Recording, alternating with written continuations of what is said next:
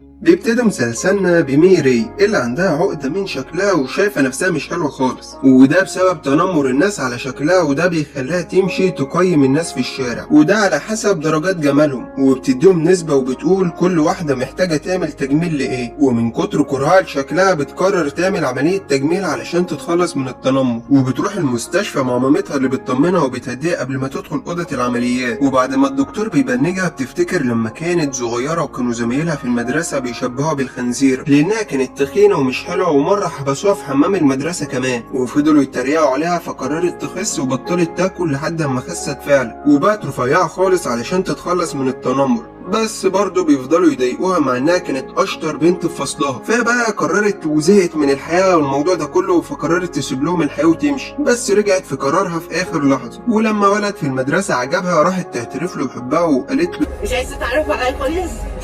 ها؟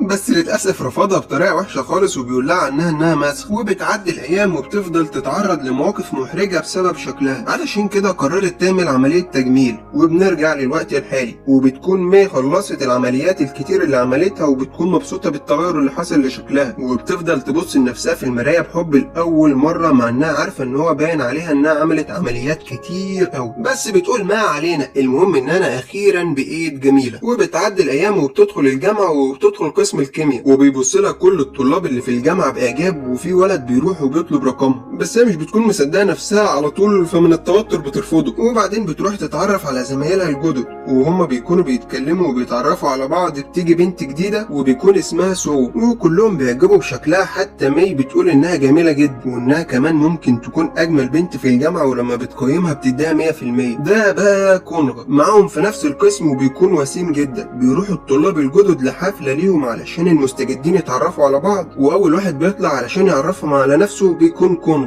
واول ما بيقول اسمه ميري بتتنح وبتتصدم. ليه بقى؟ لانه كان معاها في المدرسه القديمه، وبتخاف يكون عارفها وفاكر شكلها القديم، ويقول لكل اصحابه انها عملت عمليات تجميل، وبتتوتر بس بتقوم تعرف نفسها. ولما بيعملوا فقرات مي بتبدا انها ترقص حلو قوي، والرقص دي بتكون هي اللي مدربه نفسها عليه، رغم انها عمرها ما رقصت قبل كده، لان ما كانش عندها ثقه في نفسها ولا بيحبها حد. بس دلوقتي بيحبها كل الطلاب وبيحبوا رقصها كمان وبيهتفوا لها، وديت اول مره مي تحس بالحب من الناس التانية، وان الكل متقبلها وحابب شكلها، وده بيخليها تتاثر. وبتخرج بره علشان تكلم صاحبتها وبتحكي لها اللي حصل، وبتقول لها انها قابلت كونغ كمان، بس بتلاقي ان واحد من زمايلها الاكبر منها خرج وراها وبيديها ميه، وبيعرض عليها كمان يروحوا يقعدوا في استراحه قريبه منهم، وده كده علشان يرتاحوا ويبعدوا عن الدوشه شويه. فبتروح معاه علشان هي على نيتها، ولما بيوصلوا بيقول لها ان هو معجب بيها، وبيطلب منها ان هو يرتبط بيها. فبتتوتر مي وبتعتذر له انها هترجع الحفل، وده علشان محدش يقلق عليها لو اتاخرت، وان هم ممكن يكونوا بيدوروا عليها دلوقتي. فبيقفل الباب وبيقول لها ان هم مشغولين بالحفله، وان محدش مهتم بيك اصلا، وانا اكتر حد مهتم بيك دلوقتي. بس من حظها الحلو بيكون كونغ شايفهم وبيروح لهم وبيخبط الباب، فبيقعد شان لانه كان واقف وراه علشان ما تخرجش، وبيساعدها كونغ. ولما بيخرجوا بيسالها لو هي مي اللي كانت معاه في المدرسه، واللي كانت خايفه منه حصل، وان هو اتعرف عليها اصلا، بس الفكره ان هو ما قالش لكل الطلاب. فبتتصدم ان هو فاكرها وبتخاف، فبتعمل نفسها من بانها كده وانها ما سمعتوش ومش بترد عليه. فبيقول لها ان هي بنفس اسم بنت كان يعرفها، وبيمشي وبيسيبها، وبتفتكر ان هو كان اجمل ولد في المدرسه، وكان محور كلام ونظرات كل بنات المدرسه زي كده. وتاني يوم بيجي الاهل علشان يباركوا لاولادهم،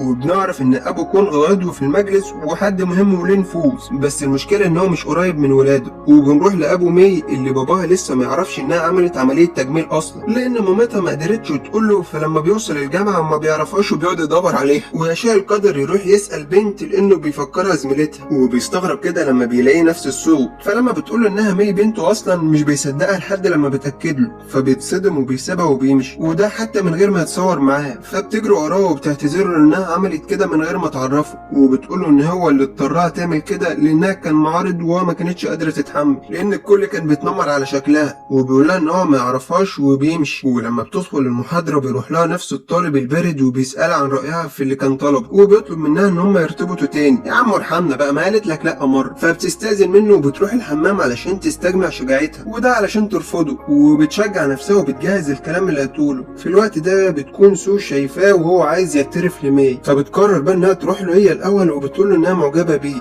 بس هتشجعه تكلمها لان اهم حاجه عندها ان هو يكون مبسوط، وانها من وقت ما شافته وهي معجبه بيه. وحته صعبانيه صعبانيات كده بتقول له ويا خساره بقى ان انت معجب بمي، لو ما كنتش مرتبط بقى كنا ارتبطنا انا وانت. فما بيصدقش نفسه ان اجمل بنت في الجامعه معجبه بيه. واول ما مي بتروح له قبل ما بتقول له انها رافضاه وان هما يكونوا صحاب، بيقول لها ان هو فكر في الموضوع كويس واكتشف ان هو مش معجب بيها وان هو كان غلطان وبيسيبها وبيمشي. يا نهار، كانوا بيشبهوها هي بالخنزيره، امال لو شافوا ده هيشبهوه بايه؟ ولما بيكون ماشي بيقع بسبب كونغو لانه بيكعبله وهو ماشي، وبيتخانقوا وكل اللي في الكافيتيريا بيتفرجوا، وطبعا مش محتاج اقول مين اللي هيتبهدل. وبنروح لسوق اللي بنعرف ان كل همها ان كل الشباب يكونوا مسحورين بيها ومحدش يعجب او يهتم باي بنت غيرها، علشان كده بتعمل نفسها الحربايه مسكينه ومش عارفه حاجه. وبتروح لميو وبتسالها عن سبب الخناقه اللي حصلت في الكافيتيريا بين تشان وكونغو ولو هي كويسه ولا لا. وده اكيد بعد ما تشان زقها وبتحاول تبين لها قد ايه انها مهتمه بيها وبتخاف عليها لدرجه ان مي بتشوفها ملاك. وبيروحوا يحضروا اول محاضره ليهم وبيقسموا من المدرس مجموعات عشوائيه، وبيكون هونج وسو ومي في مجموعه واحده. ترى مي ليدر المجموعه. وبعد ما المحاضره بتخلص الطلاب بيمشوا وبيقولوا المدرس لصاحبه ان هو معجب بمي. وبنروح بينا لسو اللي بتروح لكونغو وبتحاول تقرب منه، بس هو الوحيد في الجامعه اللي مش مديها وش، ولما بتكون بتتكلم معاها بيسيبها وبيمشي ولا كأن حد بيتكلمه. وبعدين بيروح لمي وبيديها برفانها اللي وقع منها في الكافيتيريا، وده اكيد وقت الخناقه. وبيسالها تاني لو هي مي اللي كانت معاه في المدرسه ايام زمان، فبتعرف انها مش هتعرف تتهرب منه اكتر من كده، فبتقول ان هي، وبتطلب منه ما يقولش لحد ان هما كانوا مع بعض في المدرسه او عن وشها القديم، والموضوع ده يفضل سر بينهم، فبيوافق. وبالليل بيخرجوا مع مجموعه علشان يشربوا ويلعبوا، ولما بيلعبوا لعبه الاسئله بيسالوا سو لو عملت عمليات تجميل، فبتقول لهم ان جمالها طبيعي 100% وما عملتش اي عمليات قبل كده. وبتقول ان مي كمان جميله واكيد مش عامله اي عمليات قبل كده، وبتكون قصدها تحرجها قدام الكل لان كان باين انها عملت عمليات قبل كده. بس بيتدخل كونغو وبيبهدلها وبيقول لها انها سخيفه. وبيكون هونج هو الوحيد اللي فاهم انها من فصيله تس عن الثعبان. وبتبدا سو بقى حته صعبانيات كده تعيط وبتقول انها ما كانتش تعرف وانها اسفه، وبتقوم تمشي وبتزعق مي لكونغ عشان زعق لها، فبيقول لها انت هبله ولا بتستهبلي، وبتبوظ القعده وبيرجعوا بيتهم. تعالوا بقى نروح للطالب الرخم اللي كان بيجري ورا مي، وبيفضل يزن على سو علشان ترتبط بيه، وبيقول لها ان هو ساب مي علشانها وعلشان هي قالت انها معجبه بيه. فبتقول له ان مي صاحبتها وانها بتحبه، بس هي مش هتقدر ترتبط بولد صاحبتها بتحبه، وبتكذب عليه وبتقول له ان مي بتحبه وقالت لها هي كمان. فهو بيقرر يروح لها وبيزعق لها وبيقول لها انها مزيفه وكل وشها عباره عن عمليات تجميل وان هو عمره ما كان معجب بيها، وبيشتمها وبيقول لها انها مش محترمه وان اللي زيها في منهم كتير في الاماكن الوحشه، وده كده علشان تكرهه. ولما تكرهه تقول لسو، فسو تعجب بيه وتوافق على ارتباطها بيه، بس مي بتتصدم وبتضربه وبتمشي. وبتفضل تفكر في اللي حصل، وبيشوفها المدرس المساعد اللي معجب بيها وبيقف معاها وبيديها ميه لانها كانت سكرانه، فبتفتكر لما تشان راح لها بعد الحفله واداها ميه، بس هي بتتضايق وبترمي الميه في وشه. ولما بيشوفهم كونغو بيروح لها وبياخدها علشان يروحها، بس بتقول له مي ان مش من حقه يلمسها وبتمشي وبتسيبهم هما الاتنين. في الوقت ده بقى بيكون شويه من زمايلهم بيوصلوا سو للبيت، وبتكون قايله لهم على عنوان غير عنوانها، وده كده علشان تبان غنيه وبتستناهم يمشوا علشان تروح بيتها. وبتروح مي مطعم وهناك بتستنى صاحبتها لانها بتكون منهاره ومش مركزه ومش هتعرف تروح لوحدها. ولما بتوصلها بتعيط مي وهي بتحكي لها اللي حصل،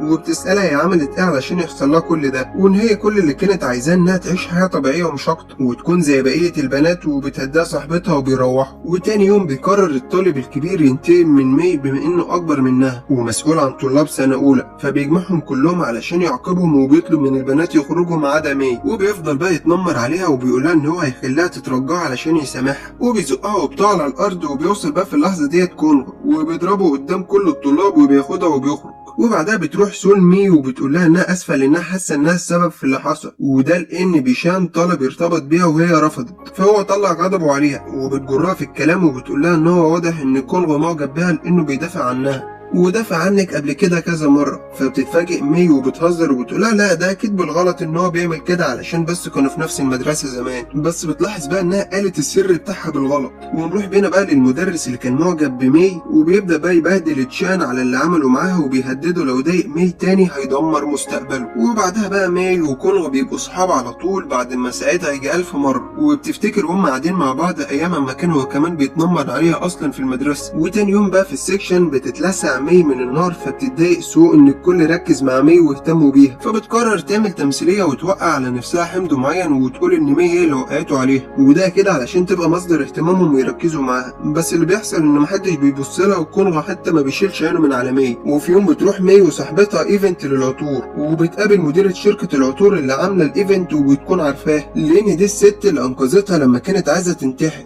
فبيتكلموا سوا وبيعرفوا ان هما الاتنين دخلوا قسم الكيمياء، وده اكيد بسبب حبهم للعطور علشان يشتغلوا في صناعة العطور. وبعد الحفلة بتعزمهم ياكلوا سوا، وفعلا بيروحوا وبيقعدوا يهزروا سوا. وبالصدفة بيكون كونغ رايح نفس المطعم لانه مطعم صاحبه اللي بيروح يساعده، وبيشوف مي فبيروح لها علشان يسألها بتعمل ايه هنا، وبيتصدم لما بيلاقيها قاعدة مع مامته اللي هي سابته هو واخته وهم صغيرين اصلا. واول لما بيتكلموا بيتعصب عليها وبيسيب المكان وبيمشي. وتاني يوم لما بتعرف مامته ان هو ومي صحاب، بتطلب منها انها تقنع كونغ بانه يشوف مامته، فبتوافق مي. وبيكون في ولد ماشي ورا مي هي وصاحبتها، فبتطلب صاحبتها الشرطة وبتجري مي وراه، وده علشان تعرف يبقى مين. وبتوصل الشرطة وبيمسكوه، بيكون ولد صغير وكان فاكرها ممثلة وكان عايز يتأكد فمشى وراها. وبيكون الضابط كلم أبو مي علشان يروح لهم القسم، وبيروحوا بيكون قلقان على بنته. ولما بيخرجوا من القسم بتاع الشرطة بيوصلها للسكن وبيتصالحوا أخيرا، وبتبعت لكونغ رسالة علشان يخرجوا سوا بكرة، وكونغ ما بيصدق وبيخرج معاها. ولما بتطلب منه يشوف مامته بيرفض طبعا، وبيطلب منها انها ما تتكلمش معاه في اي موضوع من ده تاني، فبتسكت بعدها. وبيغيروا الموضوع وبيتكلموا عن ايام المدرسة، فبتقول ان هو كمان كان بيتنمر عليها ايام المدرسة وكان بيضحك كل لما بيشوفها. فبيقولها ان هو كان بيضحك لانها كانت لطيفة مش بيضحك عليها، وان هو ما ضحكش طول فترة المدرسة غير بسببها. فبتفتكر ايام المدرسة وبتعرف ان كونغ كان لطيف معاها وما كانش دايما بيأذيها اصلا. وبتعدي الايام وبتبدا مي تحس انها معجبه بكونغ، وبتاخد بالها ان هو وسيم وجذاب لدرجه العذاب، فبتبدا تتجاهله علشان خايفه تقع في حب، لانه مستحيل اجمل طالب في الجامعه يحبها هي. وبيكون المدرس اللي بيدرس لمي موجود في الحي اللي هي ساكنه فيه، وده علشان بيدور على شقه. وبتشوفه صاحبتها وبتعرض عليه تساعده في اختيار شقه كويسه لانها عارفه معظم العمارات. وبعد ما بيخلصوا بقى تدوير بيعرض عليها ان هم يروحوا ياكلوا بالليل، وبيقول لها انها تجيب مي معاها صاحبتها، فبتوافق وبيتفقوا بالليل ان هم يروحوا. وتعالوا نروح بين الاب وكونغ اللي بيكون بيفكر في كلام الام اللي اتصلت بيه وعرفته انها عايزه تقابل ولادها بس هو رفض. ولما بيدخل كونغ بيقول لباباه ان مامته رجعت كوريا وان هو مش محتاج يفكر انه ما عادش ينفع يشوفها تاني، وده اكيد بعد اللي عملته، واللي عملته ده هنعرفه اكيد بعدين. وما بيردش عليه كونغ وبيخرج وبيروح المطعم لصاحبه، وبيشوف مي في المطعم وهي بتاكل مع صاحبتها والمدرس، فبيبدا يغير كده وبيروح يقعد معاهم. وبيعزم المدرس مي وصاحبتها على بيته اللي نقله جديد لانه في نفس حيهم وهم يعتبروا جيران. فبيدخل كونغ في الموضوع وبيقول له اشمعنى هم، ما انا كمان هاجي. وتاني يوم بيكون اليوم المفتوح لقسم الكيمياء، وبيكونوا الطلاب مجهزين المكان وعاملين اكل، وبيختاروا اجمل 3 بنات في القسم علشان يخدموا الترابيزات، واللي بيكون اللي هم مي وسو وبنت تالتة. وسو بتكون عزمت ولد لحفلتهم وهي عارفه ان هو كان في مدرسه مي قبل كده، والحظها المنيل بيكون الواد اللي كانت اعترفت له بحبها وهو رفضها بشكل وحش. واول لما بيسمع اسمها بيستغرب بس مش بيكون عارفها الحمد لله. بس تسكت بقى سول حربايه لا طبعا ازاي، بتقول دي كانت معاك في نفس المدرسه. فبيفتكرها على طول وبينادلها وبيقول لها مش انت المسخ اللي كان معايا في المدرسه. وبيقول لاصحابه كمان انها الوحش اللي كان معاهم في المدرسه. بس المره ديت بقى مي مش بتسكت له وبتدافع عن نفسها وبتسيبهم وبتمشي. والحمد لله اخيرا بدات بقى تشك في سو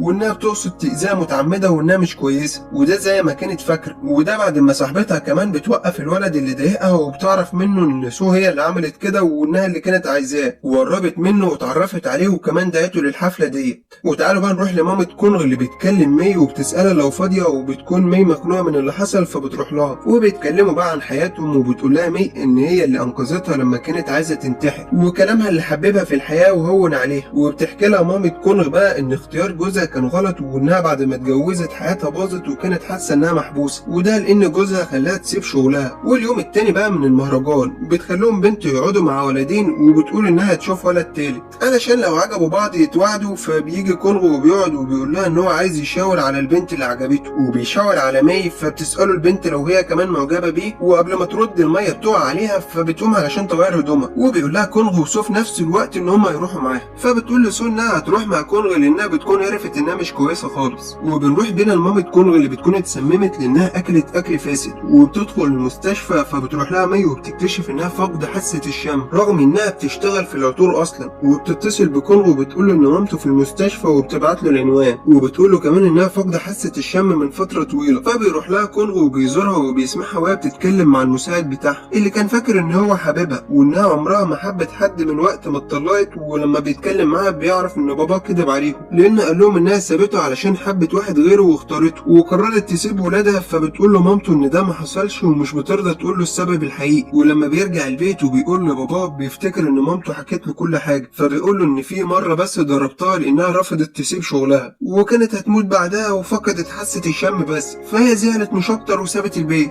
انا غلطان يا ابني؟ فبيقول له لا انت مش غلطان ولا حاجه. وبيبدا بقى يبهدله لحد لما بيتصدم من اللي سمعه وبيسيبوا البيت وبيمشي. ولما بيروح حفله المدرس وبيلاقي مي معجبه بيه لانه بيحب التوفير زيها، فبيقرر بقى يبهرهم انا كمان ويقول لهم انا في مره كده كنت معدي جنب محل ولقيت عامل عرض اشتري واحد وخد واحد هديه. هو ايه محدش اتبهر ليه؟ فبيبداوا يضحكوا عليه. وهم مروحين بقى بيعرف كونغ مكان سكن مي. وتعالوا بقى نروح بينا للحربايه سوق اللي بعد ما بتسمع واحده زميلتها بتقول انها ارتبطت برئيس الطلاب بتتضايق وبتروح تتودد له كده وبتدلع عليه وبتقول له انها من اشد معجبينه. ونروح لكونغ اللي بيستلف فلوس من صاحبه بعد ما باباه وقف له كل البطاقات والفلوس ديت علشان يشوف فيلم مع مي، وده علشان يكتبوا التقرير اللي اتطلب منهم في الجامعه، واكيد علشان يعزمها على العشاء لانه عايز يقضي وقت معاها طويل. في الوقت ده بتكون بنت زميلتهم في المدرسه ساكنه في نفس حي سوق، بتشوفها وهي بتشوف ست عجوزه جايبه لها اكل فبتمشي وراها وبتعرف انها كدبت عليهم في عنوانها، تستاهل. وبنرجع لمي اللي كانت مركزه تتعامل مع كونغ ان هم اصحاب بس، وكل لما يسالها عن حاجه عنها تتهرب من الرد. وبعد ما بياكلوا وبيوصلها بتقول لنفسها انها اتاكدت انها مش هتعرف تتعامل معاه كاصحاب. ونروح لابو كونغ اللي بيروح لمامته علشان يعاتبها على اللي حصل وانها هي اللي حرضت ابنه عليه. ولما بينزل من عندها بيبان ان هو كان فرحان لانه شافها. وبيعرف كونغ ان الاستاذ المساعد ده محتاج حد يسكن معاه ويشاركه في الايجار، فبيساله كونغ لو ممكن يسكن معاه وبيوافق المدرس. وبكده بيسكن كونغ في نفس الحي بتاع مي. وبعد ما شافت كونغ عند الاستاذ المساعد لانها كانت رايحه تديله الاكل، وده اللي مامتها طلبت منها تديهوله لانه كان ساعدها، وبتعرف ان كونغ ساكن مع الاستاذ المساعد. وبيبدا الاستاذ المساعد ده يعرف كونغ على قواعد وعن مكان نومه وبيتفقوا على كل حاجه. وبتكون مامة مي معجبه بالاستاذ وبتقول له لباباها انها نفسها انه يكون جوز بنتها. تاني يوم بيبدا كونغ يعاني لانه مش معاه فلوس فمش هيعرف يشتري اكل، وبيروح الجامعه من غير فطار وكمان بيروح ماشي. وتعالوا نروح لرئيس الطلاب اللي بيتجاهل البنات اللي ارتبط بيها بعد ما سو قالت له انها معجبه بيه. وبنرجع لكونغ اللي بيفرح لما يونج بيكلمه وبيطلب منه يروح له مطعم الجامعه، وده علشان يتغدوا سوا وهو كان جعان قوي اصلا. وبينصحه بقى يونج ان هو يبدا يدور على شغل علشان يقدر يكفي احتياجاته. في الوقت ده بيكون تشان الخنزير سامحهم وبيقول له ان هو ممكن يساعده يلاقي شغل او يعمل اي حاجه علشان يساعده. فبيقول له ان هو المفروض يعتذر من مي مش منه، وبيسيبه وبيمشي. فبيروح تشان لمي وبيعتذر لها لانه خايف ان كونغ يأذيه او يضيع مستقبله لان باباي بيكون نائب في البرلمان. فبتسامحه بعد ما بيوعدها ان هو مش هيعمل كده مع اي حد تاني. وبيروح ابو كونغ لابو صاحبه اللي ساب البيت هو كمان وبيشتغل في حانه، وبيساله عن اللي المفروض يعمله مع كونغ. فبيقولوا ما يدوش اي فلوس ولا حتى مصاريف الجامعه وهو يرجع غصب عنه. وبيكون يونج في سيكشن وبيكون في بنت معجبه بيه وبتفضل انها تعاكسه كده وتمدحه. ولما بتخرج بتطلب من صحابها يساعدوها علشان تخليه يعجب بيها وعلشان تقدر كمان تعترف له بمشاعرها، فبيوافقوا ان هم يساعدوه. وتعالوا نروح لسو اللي بتحاول انها تقرب من كونغ وبتتحجج كده باي سؤال وبتقول انها عايزه يشرحه لها وخلاص. ولما بيخلصوا بتعرف من زمايلها ان هو سايب بيت باباه وبيدور على شغل، فبتقول له بعد المحاضره ان هو ممكن يشتغل معاها. وبتاخده لصاحب الكافيه اللي بيوافق يشغله لانه وسيم مع انه مش بيعرف يعمل اي حاجه. ولما بيكون ماشي بيسمع اتنين من العمال بيسالوا نفسهم يا ترى مين فيهم اللي هيمشي. هنا بقى بيحس بتأنيب الضمير وان هو هيكون سبب في ان واحد منهم يمشي. وبيرجع بقى للمدير وبيقول له ان هو مش هيشتغل وبيمشي. وهو ماشي بيشوف مي اللي بتكون مستنيه مامته علشان هيخرجوا سوا، فبيسالها كونغ لو مستنيه المدرس وبيسالها لو هي معجبه بيه ولا لا،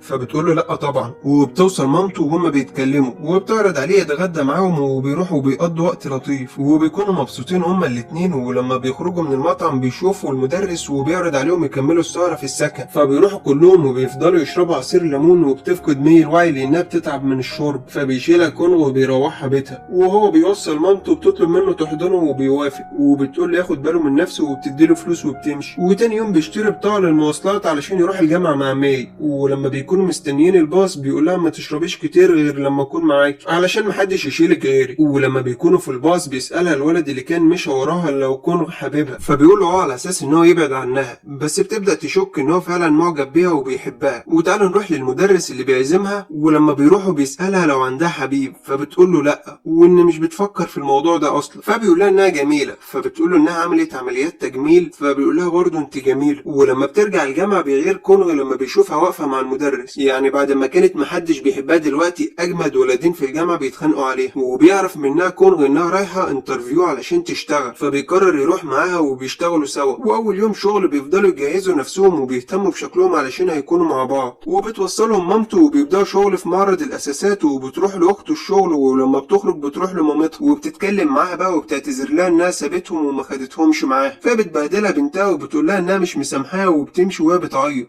وبتروح الام لباباها علشان تحاسبه عن اللي قالوا عنها، وان هو ازاي كان بيكذب على اولاده، لانه قال لهم انها سابتهم علشان خاطر كانت بتحب واحد تاني. فبتهدده ان هو لو ما قالهمش الحقيقه هتفضحه قبل الانتخابات وهتاثر على سمعته. ولما بيروح يقول لبنته الحقيقه بتتضايق كده وبتطرده بره الاوضه بتاعتها. وتاني يوم بتسيب البيت هي كمان اصلا وبتمشي. وبيبان ان صاحبه ماي معجبه بالمدرس من كلامها. وبيروح مامة وبابة ماي ليها الشغل، ولما بيسلم عليهم كونغ بيفرحوا ان ولد عسول كده بيبقى صاحب بنتهم. ولما بيكونوا خارجين بيسمعوا بنتين وبيتكلموا عن بنتهم، وبيقولوا ان جمالها مثالي زي جمال اجمل بنت في المدرسه. وبيكون في ولد معاهم في الشغل معجب بماي وبيحاول يقرب منها. ولما بيوصلوا الجامعه بتطلب صلح ربايه من ماي لو تسال في الشغل كده لو محتاجين موظف كمان، وده علشان عايزه تشتغل معاهم. وبتكشف لها نواياها اخيرا، وبتقول لها انها معجبه بكونغ وبتطلب منها تساعدها علشان يقربوا من بعض. وبتقول لها انها مستحيل تكون معجبه به هي كمان، لان الولاد بيحبوا البنات اللي جمالهم طبيعي. وبتنجح انها تخلي ماي تفقد ثقتها في نفسها، فبتفضل تفكر في كلامها وبتقول لنفسها انها لو اعترفت لكونغ بمشاعرها وبقوا مع بعض الكل هيتريق عليهم لانها اقل منه في الجمال. وبتقرر انها ما ترتبطش بيه خالص. وبيروح كونغ لاخته بعد ما عرف انها سابت البيت، وبياخدها البيت مامتها علشان تقعد معاه. وبتفرح مامتها جدا لما بتشوفها وما بتكونش مصدقه نفسها. وبيعرض الاستاذ على ماي وصاحبتها لو يلعبوا معاهم كرة القاعدة، وبيتفقوا في الجروب اللي هم فيه هم الاربعه، وبيروحوا هم الثلاثه. ولما بيشوف كونغ الرسائل بيغير وبيفضل يدور عليهم في كل النوادي، وده لحد لما بيلاقيهم وبيلعب معاهم. وبتتضايق ماي وبتمشي لما بيخلصوا لعب. والاستاذ بيقول لها انها كانت كويسه ومبسوطه قبل ما هو يجي. وتاني يوم في الشغل قبل ما ترد عليه بعد ما سالها ليه متضايقه منه، بيلاقوا سو موجوده وبتقول لهم انها عملت انترفيو واتقبلت وتبقى معاهم. وده بعد ما ماي رفضت انها تساعدها. وبيتغير وش ماي، فبيقول لها كونغ ان هو عارف ان سو قالت لها حاجه وضايقتها. ووقت الغدا وهم رايحين المطعم بيطلب المدير من الولد اللي بيحاول يقرب من ماي ان هو ياجل الغدا، وده علشان فيه شغل. وبيقول لهم ان هو عايز حد كمان معاه. فبتقول ماي انها تقعد علشان عايزه تقلل تواجدها مع كونغ. ولما بيروح كونغ وسو يتغدوا بيقول لها ان هو عارف انها مش مستلطفاه، لانه بيكون عارف انها عايزه تبقى معاه، وده لانه اشهر شاب في الجامعه وعلشان تكون مشهوره. وبيطلب منها تبطل تطارده هو وماي. فبتعمل نفسها بقى مسكينه الحربايه كالعاده، وبتقول انها تسيب الشغل طالما متضايق منها. فهو بيمشي وبيسيبها وبيقول لها ماشي بس بيه. وللاسف بيمشي من غير ما ياكل حتى. ولما بيرجع المعرض بيقول للولد اللي معاهم في الشغل ان ماي وشها حلو بسبب عمليات التجميل، ويا ترى جسمها كمان حلو بسبب عمليات التجميل ولا ايه. فبيضربه وبتكون ماي سامعه اللي حصل. وبيروح المركز علشان الولد كان عايز يقاضي كونغ، وده علشان ضربه. فبتهدده ماي ان هي كمان هتقاضيه لو عمل كده، وهي معاه شهود ومنهم المدير اللي رفضه اصلا. وده لما عرف ان هو متحرش فبيخاف وبيتنازل. وفي الوقت ده بتكون مامة كونغ راحت له الشغل، بس بتقابل سول حربايه وبتقول لها ان هو في مركز الشرطه بسبب ماي. بس هي ما بتتضايقش منها الام زي ما سو عايزه، وبتروح لهم علشان تطمن عليهم. ولما بيكونوا مروحين بيقول كونغ لماي ان هو عمره ما هيسيب حد يضايقها، وبيسالها لو عندها مشاعر ناحيته. بس هي بتتجاهل احساسها وبتقول له لا لانها خايفه من الناس، وبتفضل تتجنبه بعد كده. وفي الجامعه بيتعامل سو ولد جديد بطريقه كويسه، فبيفتكر هو كمان انها معجبه بيه. وبتعرف مامة كونغ من ماي اعجابها بابنها وخوفها من ارتباطهم، بس كلام الناس فبتنصحها ما تهتمش براي اي حد طالما هما الاتنين معجبين ببعض. وبتقول لها انها مش اقل جمال من حد. وبترجع ثقه ماي في نفسها شويه. وبالليل بيطلب الاستاذ منها يشوفوا فيلم سوا بعد كام يوم، لانه عايز يقول لها حاجه مهمه. وبتوافق. وتاني يوم بتروح له البنت اللي كانت معجبه بيه، وبتعترف له بمشاعرها بجواب. فبيفضل سرحان لانه مش عارف يرفضها. فبيقرر ان هو يحكي لصاحبه ماي اللي بتغير اول لما بتعرف، بس بتقول له يرفضها باسلوب كويس علشان ما تتضايقش. وبعد ما ماي وزمايلها خلصوا التدريب في شركه العطور بيروحوا مكان يشربوا سوا. وبتكون سو بتحاول انها تلطف كده مع كونغ للمره ال90 متهيالي، مع انه كل مره بيكلمها باسلوب وحش، بس هي مش بتحس تقريبا. ولما بتلاقي مي خارجه بتحضن كونغ علشان تفكرهم مع بعض، وفعلا بتشوفهم مي وبتزعل وبتمشي تعيط. وبيروح كونغ وراها وبيقول لها ان هو عمره ما حب سو ولا اصلا طايقها، وبيسالها تاني عن مشاعرها ناحيته، وبيعرفها ان هو معجب بيها، وبيطلب منها ان هم يرتبطوا مع بعض،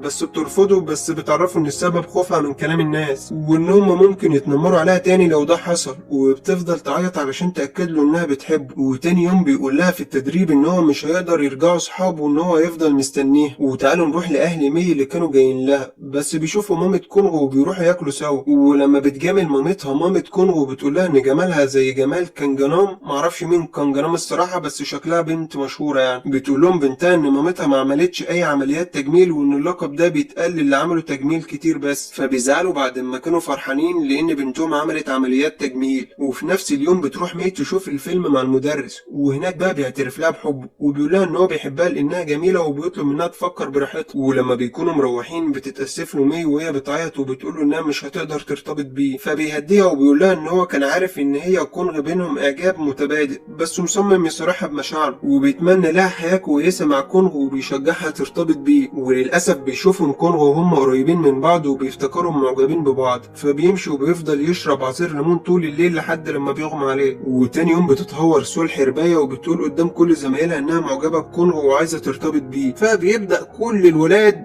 كلهم، مفيش ولا ولد، كلهم بيعرفوا انها كانت بتتلاعب بيهم وبيشكوا فيها. وبيزيد الطين مبله بقى ان كمان رئيس الطلاب بينفصل عن حبيبته، وبتكون صاحبتهم اللي ساكنه معاه، وانها كانت شافتها مع رئيس الطلاب في تاكسي بالليل، فبتشك ان هي سبب الانفصال. وبتبهدل مي بقى سو لانها بتكون فهمتها وعرفت حقيقتها، وبتهددها علشان تبعد عن كونغ لانها مش معجبه بيه وعايزه تستغله، بس لانها عايزه تكون اشهر بنت في الجامعه وبتنجح تخليها تخاف منها. وبالليل بيقول المدرس وهو نايم ان مي رفضته، فبيفرح كونغ وبيتصل بها وبيقول لها تنزل. ولما بتنزله بيقول لها ان هو عرف انها رفضت المدرس، فاخيرا بتقول له انها رفضته لانها معجبه بيه. واخيرا هما الاتنين بقى بيرتبطوا بعد معاناه الرفض الكتير، بس بيخبوا ارتباطهم عن كل اللي حواليهم لانهم لسه خايفين من كلام الناس. بس لما بيوصلوا المعمل بتساله سو لو ارتبطت بمي، لانه كان قال ان هو معجب بمي مش بيها. فبترد مي وبتقول لها ايوه ارتبطنا. ولما بيسالها كونغ ليه قالت له وهي مش عايزه حد يعرف، فبتقول له انها مش هتقول لحد علشان شكلها وكبريائها يمنعها. وبتكون سو مع رئيس الطلاب في مطعم وبيديها هديه لانه فاهم انها معجبه بيه، بس بترفضها سو لانها خلاص وصلت للي عايزاه، وبتشوفها صاحبتهم للمره التانيه. فبتتاكد شكوكها وبتواجهها باللي عرفته، وبتقول لها لو حبت تتكلم في اي وقت هي موجوده وهتسمح. وبيعتذر المدرس للبنت اللي كانت بعتله الجواب لانه مش معجب بيها، وبيحاول يكون لطيف معاها علشان ما تزعلش، وبينجح في ده. وبيفضلوا كونغ ومي يستخبوا كل لما يشوفوا حد من صحابهم، لحد لما مي بتقوي قلبها وبتقول له يلا نعلن بقى ارتباطنا قدام الكل. وبتكون ردة الفعل عادية جدا، والكل بيفرح لهم وبيهنيهم. وبتعرف مي ان خوفها كله كان على الفاضي. وبتحصل مشكلة بقى لابو كونغ، لان اخته بتعمل بثوث مباشرة على السوشيال ميديا وباين فيها ان هم اغنياء، وان باباه مش بيجيب لها غير الشنط الاوريجينال وقطع نادرة. فشعبيته بتبدأ تقل، واما عاتبها وطلب منها تمسح الفيديوهات بترفض تمسحها وبتمشي وبتسيبه. وبتبدأ بقى حركات المرتبطين الحلوة ديت، وبيكون كونغ ومي مبسوطين وبيضحكوا اخيرا. اما سو الحرباية فبعد ما عرفوا كلهم حقيقتها ما بيكونش حد بقى طايقها، وفي ولد من اللي كانت مفهماهم انها معجبة بيهم بيصورها صور مش كويسة وبينشرها على النت، وده علشان ينتقم منها على تلاعبهم بيهم. وبتعرف سو عن الصور وبتفضل تفكر مين اللي ممكن يكون عمل كده، وبتفكر في واحد وبتروح تبهدله وبتقوله يمسح الصور، بس ما بيكونش هو اللي صورها، وبيقرر يساعدها من غير ما يقول لها، ويعرفوا مين اللي عمل كده. وبنروح لكونغ اللي بيقول لباباه ان هو السبب في كل اللي بيحصل، لان اخته كانت محتاجة اهتمام وحب وهو ما قدرش يعمل كده. وتاني يوم في المعمل بتسمع مي صحابهم بيتكلموا عن سو، فبتدافع عنها وبتقول لهم انها كويسة. وبتكون سو سامعاها وبتزعلها وبتقول لها مش عايزة حد يشفق عليها وانها كدابة ومزيفة. وفي يوم ومي بتاكل مع كونغ وبيشوفوا طلاب جايين ياكلوا بعد الامتحان، فبتبص لهم مي وبتقول انها كان نفسها طول فترة المدرسة تعمل كده، بس ما كانش عندها صحاب، فبيخليها كونغ تلبس لبس المدرسة وبيوديها هناك. وبيبدأ يحقق لها كل اللي كان نفسها تعمله وما عملتوش، زي انها تشجع لاعبين كرة السلة. وبيعرف كل الطلاب كل حاجة عملتها سو، وبيتكلم عنها كل طلاب الجامعة. وبتكون يون الوحيدة اللي خايفة عليها، وبتقولها تنزل تتغدى معاها علشان خايفة تعمل في نفسها حاجة. وبتنزلها سو وبيتكلموا سو، بنعرف انها كانت بتكره مي من اول معرفتها لانها جميلة وعملت تجميل ناجح، وان كان عندها واحدة صاحبتها وجمالها عادي، ولما عملت تجميل وبقت حلوة أخدت منها حبيبها، وبعدها بقت وحيدة. وبيخلصوا وبتفتكر سو وهي مروحة اللي حصل وهي صغيرة، وبنعرف إن هي كمان ضحية التنمر، وإن مامتها سابتها وهي صغيرة فما كانش حد بيهتم بيها، وكانت على طول مبهدلة، فزمايلها كانوا بيتنمروا عليها وكانوا بيفتكروها متسولة علشان شكلها، فما كانش عندها صحاب. وفي يوم مامتها رجعت لها وبدأت تحميها فجمالها بان تاني، بس للأسف سابتها تاني حتى بعد ما سو رجتها تفضل معاها. ولما رجعت المدرسة سمعت كل اللي في الفصل بيتكلموا عن جمالها، وكلهم بقى بيحاولوا يصاحبوها وبيقولوا عنها انها اجمل بنت في المدرسة. فقالت لنفسها انها علشان الناس تحبها لازم تكون دايما جميلة وتفضل تبتسم طول الوقت. وبيقطع تفكيرها صوت كاميرا بس مش بتشوف اللي صورها. وبنرجع لكونغو ومي اللي بيفوتوا كل الباصات لان الوقت اتأخر، فبتسأله سو لو يقعدوا في بيت اهلها لبكره، وباباه ومامته مش بيكونوا في البيت فبيوافق وبيروح. وهناك بيقرب منها كونغو وبيدوقها الزبيب. ولما بتدخل تنام بتنسى تليفونها بره، ولما بتتصل مامتها بيضطر كونغو يرد وبيقول لها ان هو حبيب مي وان هما بقوا مع بعض، فبتفرح مامتها اخيرا. وبيكلم بقى المدرس واحد صاحبه من الشرطة علشان يحذف الموقع اللي بينزل عليه صور سو، بس مش بيعرف. وبيقول له صاحبه يقنعها تعمل محضر فبيعمل كده، وبيقول لها ان المحضر هيخلي الشرطة تتبع اللي عمل كده كمان وهيتحاكم، بس بترفض سو علشان ما يحصلش دوش والناس بعد كده هتعرف ويتكلموا عنها تاني. فبتطلب بقى يون من مي يتكلموا، ولما بتروح لها بتقول لها يون ان سبب كره سو ليها ذكرياتها، وبتحكي لها اللي عرفته عنها، وبتطلب منها تساعدها لانها اكتر حد ممكن يأثر في حياتها. وبيكلم كونغ مي وبيعرفها انها مع يون في الحي بتاعها هي وسو، وبيقول لها ان هو هيجي لها علشان يروحوا سوا. في الوقت ده بيكون المدرس فاتح الموقع اللي بينزل الصور، وبيلاقيه كاتب ان هو هينتقم من سو النهارده، وده علشان هي اتلعبت بمشاعره واذت المدرس يون لانها ساكنه جنب سو. وبيسألها لو شافتها، وبيكون كونغ وصل وبيشك ان في حاجه، وبياخدهم وبيروحوا. وفي الوقت ده بيكون الولد وصل لها وبيبهدلها، وبيطلب منها انها تعتذر له، ولو ما اعتذرتش هيرش ميه نار على وشها. ومش بتعتذر وبيرشها، وبتوصلها مي وبتلاقيها عايزه تموت لانها بتكون مفكره ان وشها اتشوه. فبتحاول مي تقنعها انها كويسه وان هي ميه بس مش اكتر، بس مش بتصدقها لحد لما بتفتح الكاميرا وبتوريها وشها، فبترمي الازازه بس بتفضل تزعلها برضه، وتقول لها انت ليه مبسوطه وحياتك ليه دايما كويسه وانت مش جميله على فكره. فبتقول لها انها بتعمل اللي بيبسطها ومش بتاذي حد. وبيودوها المستشفى وبتفضل مي معاها مع انها عارفه انها بتكرهها، والولد اللي عمل فيها كده بيترفض من الجامعه وبيتسجن. ولما بتصحى سو في المستشفى بتلاقي مي نامت وهي ماسكه ايديها. ولما بيجي يوم خروج سو من المستشفى لانها خلصت الجلسات النفسيه بتلاقي يون مستنياها وبتقول لها انها تفضل معاها. وبيبدا اول يوم في السنه الجديده وبتعرف كل الجامعه ان هم مرتبطين. وبيروح رئيس الطلاب للبنت اللي سابها وبيعتذر لها عن اللي عمله، ولان هو لسه بيفكر فيها، وبيطلب منها ان هم يرجعوا تاني بس بترفض وبتقول له انها ما بقتش بتفكر فيه وبتمشي. وبيقرب بقى المدرس من صاحبة مي وبيخرجوا مع بعض بس مش بيرتبطوا مش عارف ليه. وبيشتغل كونغ في مطعم وبيكتب بدل اسمه ان هو مرتبط علشان محدش يحاول يرتبط بيه. وبيروح ابو كونغ لمامته وبيقول له ان هو ما حبش في حياته غير اتنين، لما كان عندك 26 سنه وانت برضو لما كان عندك 46 سنه دلوقتي. فبتقول له انها عندها دلوقتي 47 وبتمشي. وبتروح سول كونغ بعد ما قصت شعرها وبتقول له ان هي اسفه وان هي فعلا ما كانتش معجبه بيه، وبتقول له انها اخدت اجازه من الجامعه ولسه مش عارفه هترجع امتى وان هم ما عادوش هيشوفوا بعض. وبتروح لمي وبتديها هديه وده معناه انها ما بقتش تكرهه. وتاني يوم بيكون عيد ميلاد كونغ وبيفتكر ان مي نسيته،